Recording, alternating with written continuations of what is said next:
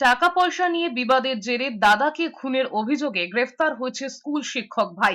ঘটনায় চাঞ্চল্য ছড়িয়েছে উত্তর 24 পরগনার গাইঘাটার জামদানি এলাকায়। পুলিশ সূত্রে খবর, মৃত বছর 46-এর মিজানুর রহমান, ধৃত ভাই মুসিয়ার রহমান, তারা বসিরহাটের দক্ষিণ চাদরার বাসিন্দা, বনগাঁর একটি হাই স্কুলের ইংরেজি শিক্ষক। পুলিশ জানিয়েছে, বুধবার রাতে নির্জন জামদানি মধুসূদন কাটি রোডের পাশে ক্ষত বিক্ষত দেহ পড়ে থাকতে দেখে বাসিন্দারা। খবর পেয়ে ঘটনাস্থলে পৌঁছয় গোবরডাঙ্গা ও গাইঘাটা থানার পুলিশ।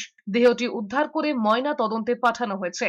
পুলিশ সূত্রে জানা গিয়েছে, রাতেই গোবরডাঙ্গা থানা এলাকায় সন্দেহভাজনভাবে একটি গাড়ির নাম্বার প্লেট ঢেকে যাওয়ার সময় এক পুলিশ কর্মীর সন্দেহ হয়। তাকে জিজ্ঞাসাবাদ করতেই কথায় অসঙ্গতি ধরা পড়ে।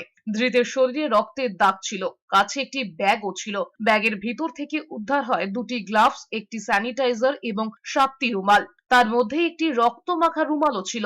এছাড়াও এক সেট নতুন জামা প্যান্ট, কালো 3টি গামছাও ছিল। তার কাছ থেকে মৃত দাদার রক্তমাখা ফোন উদ্ধার হয়। এরপরই দাদাকে খুনের অভিযোগে পুলিশ তাকে গ্রেফতার করে।